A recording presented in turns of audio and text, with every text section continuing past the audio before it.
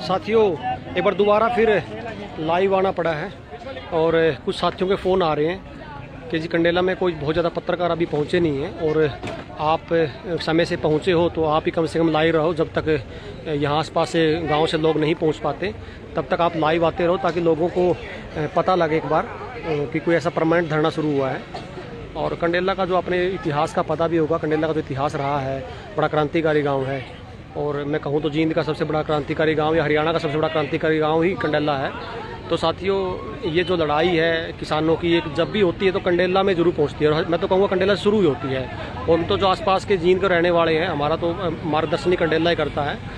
और मैं अब आपको दिखाना चाहूँगा अब इन्होंने क्या है जो आज गोहाना में जो कोई कांड हुआ है उसमें परमानेंट रोड को बंद कर दिया है। अब ये रोड परमानेंट आप बंद देखोगे, इसको ट्रैक्टर हटा दिए गए हैं और महिलाएं काफ़ी संख्या में धरने पे पहुंच चुके हैं। और मैं सबसे निवेदन करूंगा जो भी आप इसको सुन रहे हो, क्योंकि यहाँ पे बहुत ज़्यादा कोई मीडिया सोशल मीडिया नहीं पहुंच पाया और ये कोई प्लान नहीं था, ये प्लानिंग से नहीं किया गया है, ये तो एकदम से आवेश में आके और जो आज लाठीचार्ज हुआ है गोहाना में एकदम से निर्णय लिया गया है।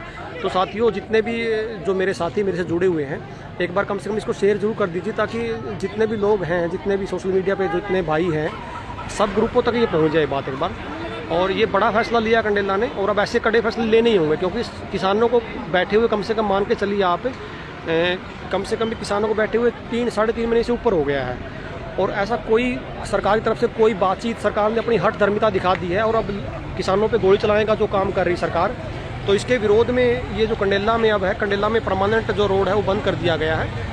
और अब मुझे नहीं लगता कि कंडेला से ये जो परमानेंट जो धरना शुरू हुआ है इसको कोई हटा पाएगा यहाँ से, क्योंकि सरकारों की हिम्मत नहीं है इन गाँवों को टोकने, इन गाँवों को छेड़ने की।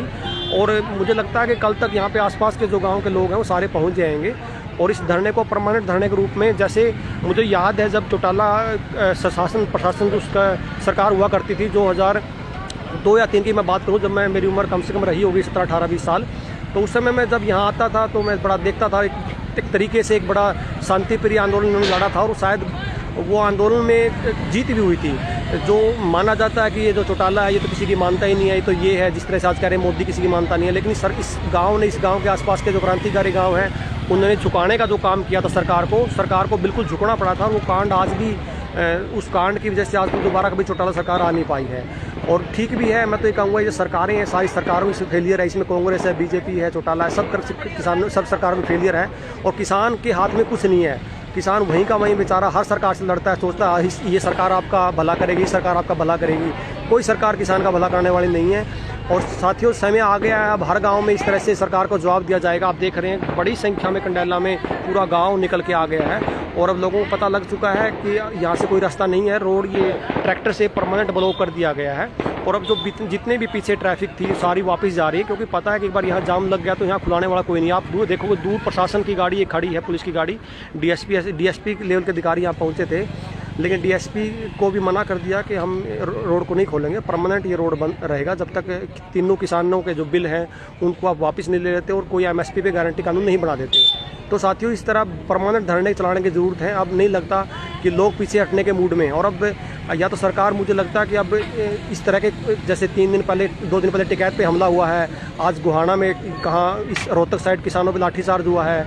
तो साथियों अब सरकार चाहती है कि मतलब कुछ बड़ा हो, लेकिन किसान भी पीछे हटने वाले नहीं हैं। ये बड़ा हो या छोटा हो, किसानों को इससे कोई मतलब नहीं है, जान जाए, कितने किसानों की जान जाए, लेकिन पीछे हटने का सवाल नहीं है। या मेरी कई लोगों से बात हुई है, बुजुर्गों से बात हुई है, उन्होंने कहा जी भले ही एक व्यक्ति गांव का मारा जाए, सरकार बेशक भले ही गोली मार दे, लेकिन एक बार यहाँ जाम लग गया तो जब तक किसी चीज़ का निपटारा नहीं होता तो आप उसको खुलवा नहीं सकते। आप देखोगे यहाँ पे हुक्का भी आ चुका है, युवा किसान के हुक्का भी बैठ के पी रहे हैं। और अभी आसपास के गांव में बुनियादी करवाई जा रही है कि आप जितनी भी संख्या में पहुँच जाइए, क्योंकि रात को भी धरना शुरू रहेगा और कल से यहाँ भी परमानेंट जो आसपास के गाँव के लोग हैं वो पहुँच जाएंगे। तो साथियों अब समय आ गया है क्रांति करने का, मुझे लगता है, ऐसा लगता है, क्योंकि लोगों का धीरे धीरे पेशेंस जवाब दे रहा है।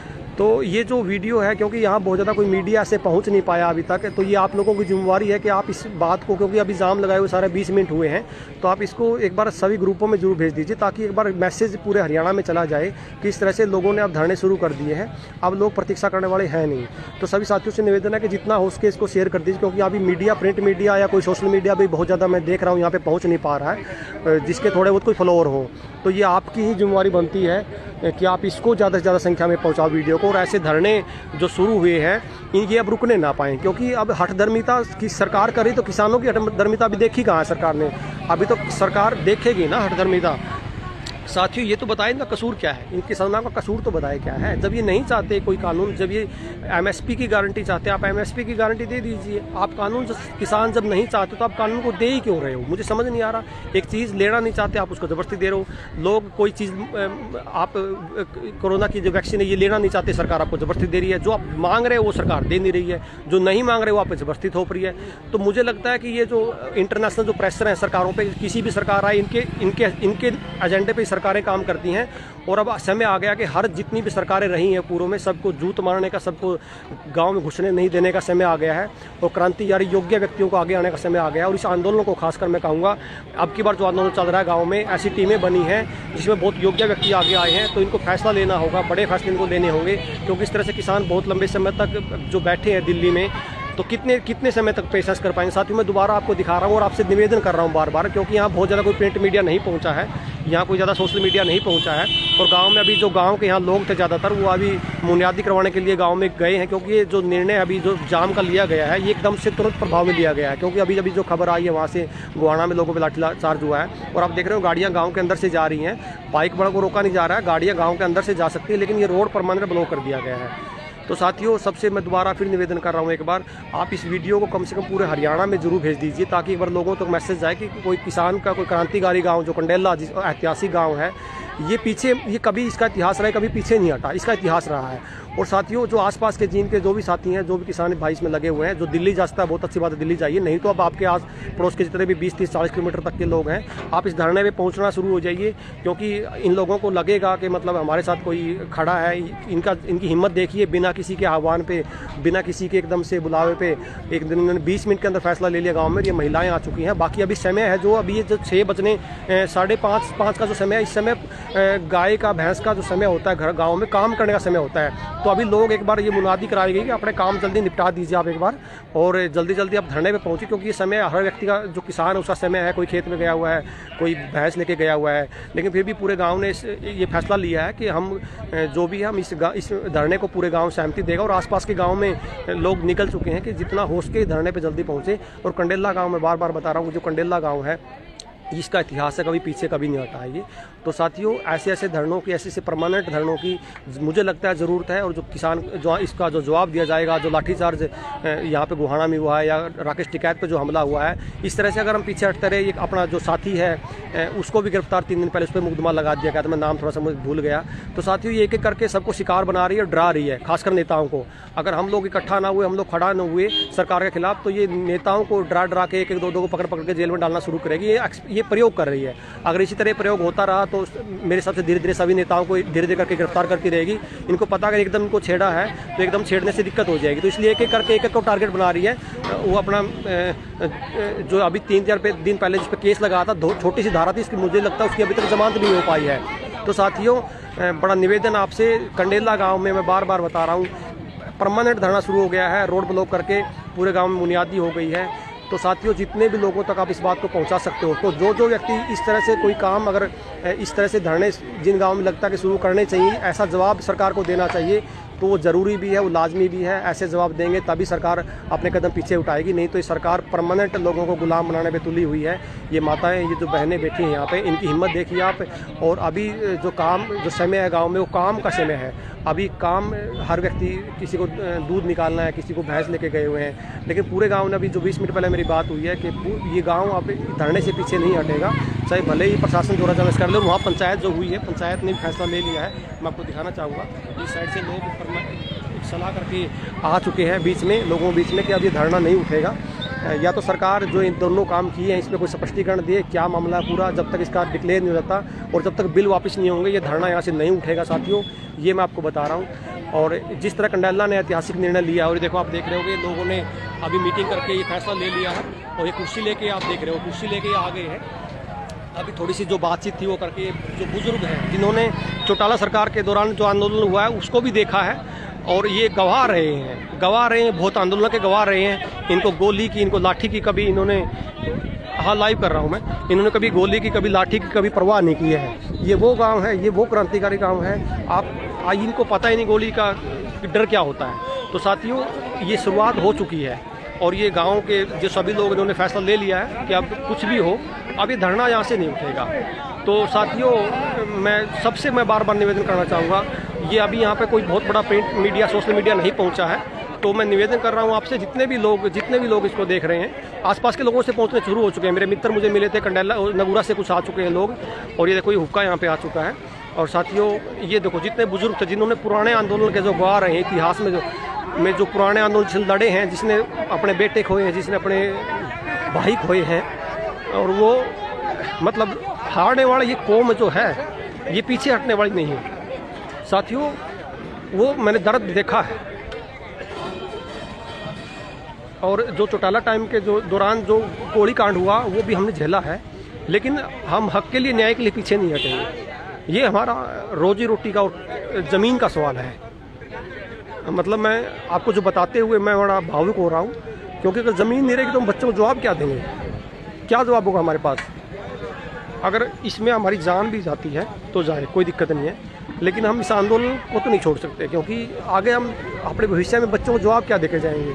किसने ज़मीन हमारी छीन ली, और जब ज़मीन छीन रही तो हम क्या कर रहे थे, हमारे पास कोई जवाब नहीं होगा।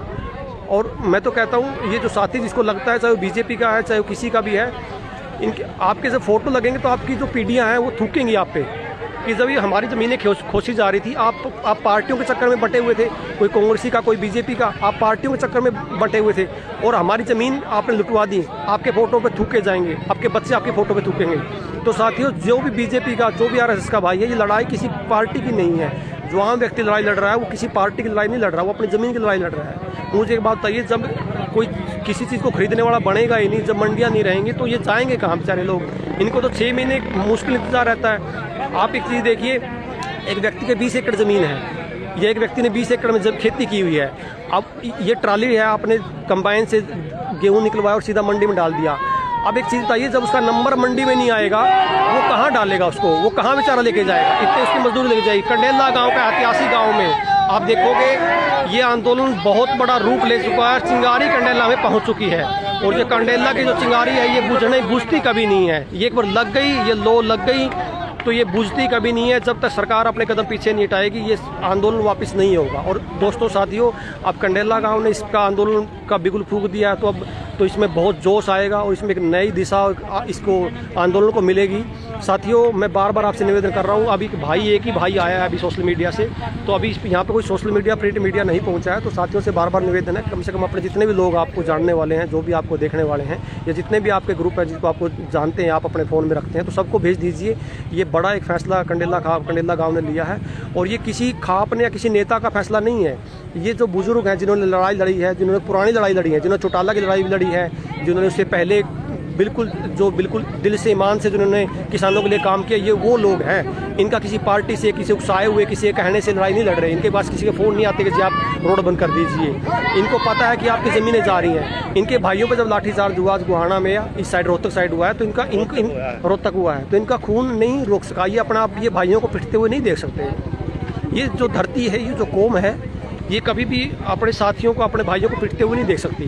तो जो भाई भी, मैं फिर बार बार निवेदन कर रहा हूँ, सही भले ही वो बीजेपी का हो, अपनी आत्मा से पूछिए कि आप सरकार का साथ देकर ठीक कर रहे हो। और मैं बीजेपी कार्यकर्ताओं से पूछ रहा हूँ, जो लोग आज भी दुष्यंत चौटाला के तलवे चाट रहे हैं, क्या वो ठीक कर रहे हैं? क्या उनकी ज़मीनें नहीं जाएंगी? क्या उनकी ज़मीनें अलग से जाएगी? क्या उनको भाव मिल जाएगा अलग से?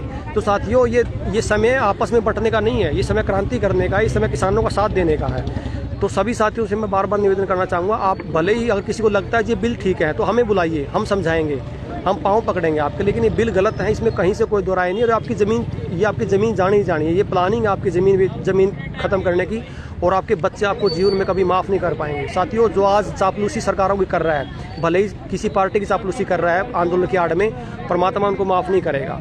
तो सबसे निवेदन है, बार बार मैं निवेदन कर रहा हूँ, ये कंडेला गाँव में, ऐतिहासिक गाँव में दोबारा से ये एक क्रांति की बिगुल जो फूंक चुकी है, और जो जींद की धरती से हर बार होता है, जब क्रांति की शुरुआत जो होती है, ख़त्म होती है, कंडेला की धरती से ही होगी। ये मुझे इस बात का मुझे कोई दो राय इसमें नहीं है। और अब जो आंदोलन जो चलेगा उसकी नई दिशा मिलने का, जो कंडेला गांव उसको क्या करेगा। हाँ, ये कंडेला के क्या नाम जी आपका? सुरेश नाम है इनका। ये भी कुछ कहना चाहिए, कौन आ रहा था कंडेला? ये कोई राजा की लड़ाई थी, या तोप लगा दी थी, कंडेला को छोड़ दिया। अच्छा, ये टूट क्या हाँ ये तो इसका तो इस कौम का, इस इन गाँव का इनका इतिहास रहा है। ये हमारा बड़ा गांव मैं इसको कह सकता हूँ। इनको झुकना नहीं आता, इनको टूटना नहीं आता, ये तो बस लड़ना जानते हैं। बाकी परमात्मा जो न्याय करेगा उस पर विश्वास करते हैं। तो साथियों, जितने भी आसपास जींद के जो आसपास के भाई हैं, जो यहाँ पे कंडेला के जो आसपास के हैं, वो जल्दी धरने पे पहुँचिए, उनका समर्थन करिए, क्योंकि इस गाँव ने हिम्मत की आगे आने की।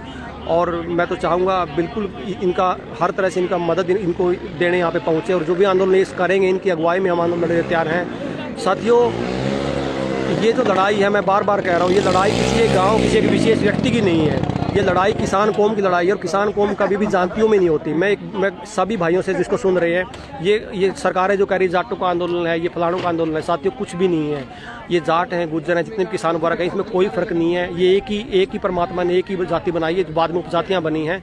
आप इनके बहकावे में, जातियों के, पार्टियों के बहकावे में ना के किसान कौम का साथ दीजिए। आज आपके पास समय है, कल को ये ना हो कि जब आप जागो तो आपके पास समय ही ना बचे। धन्यवाद साथियों, वंदे मातरम, जय हिंद, जय जवान, जय किसान।